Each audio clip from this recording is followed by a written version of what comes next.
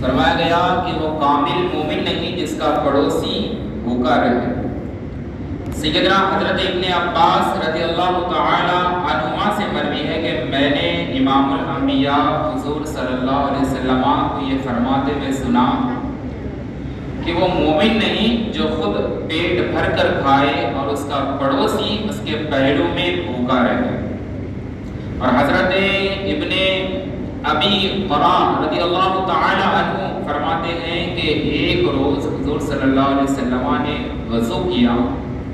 صحابہ کرام رضوان اللہ تعالی علیہم اجمعین نے وضو کا پانی لے کر منہ وغیرہ پر ملنا شروع کر دیا۔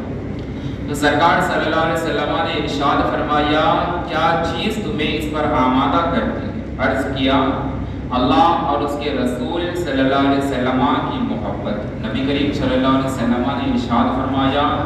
جس کی خوشی یہ ہو کہ وہ اللہ و رسول سے محبت کرے یا اللہ و رسول اس سے محبت کرے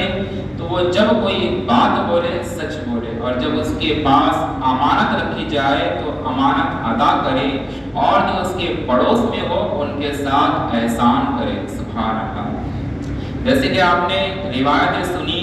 پہلی روایت حضرت ابن عباس رضی اللہ تعالی عنہما سے مروی ہے کہ سرکار صلی اللہ علیہ وسلم نے ارشاد فرمایا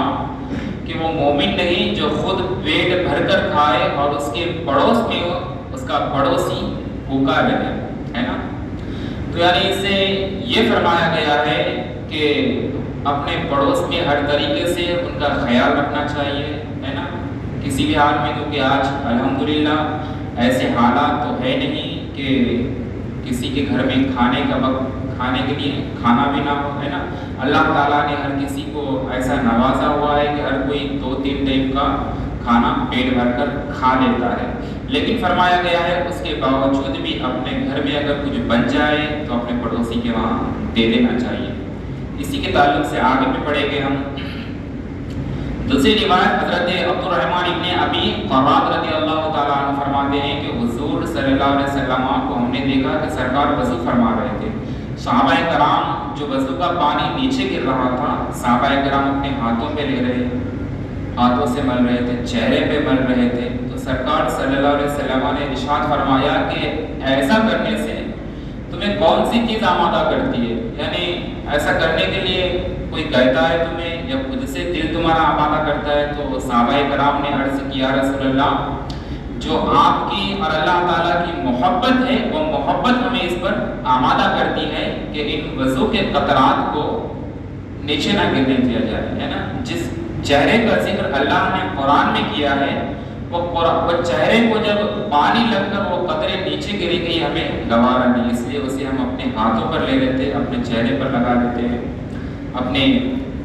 سر پر لگا لیتے ہیں۔ تو سرکار صلی اللہ علیہ وسلم ارشاد فرماتے ہیں جس کی خوشی یہ ہو کہ وہ اللہ و رسول سے محبت کرے، ہے نا، جس کے دل کو یہ تسکین ملتی ہو کہ وہ اللہ و رسول سے محبت کرتا ہے، یا فرمایا یا اللہ و رسول اس سے محبت کرے، یا کوئی یہ چاہتا ہے کہ اللہ اور اس کے رسول اس سے محبت کرے، تو فرمایا گیا کہ جب وہ کوئی بات بولے تو سچ بولے،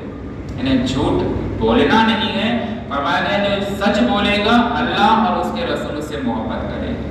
اور آگے فرمایا کہ جب اس کے پاس امانت رکھی جائے تو امانت ادا کرے، ہے نا۔ امانت رکھنے سے مراد کئی چیزیں ہو سکتی ہے۔ فرمایا گیا کہ جب کسی کے پاس کوئی چیز رکھ کر جاؤ، کئی سفر پر جا رہے ہو، آنے کے بعد اس کی امانت اس کے حوالے کر دو، یا فرمایا گیا کسی کے پاس سے ادھار لیا، ہے نا، کچھ پیسوں کی ضرورت تھی ادھار دے دی ہم نے، لیکن فرمایا گیا ہے کہ اب اگلے والے جس نے لیا ہے ادھار اس نے جو ٹائم مانگا ہے اتنے ٹائم پر اسے ادا کر دینا چاہیے،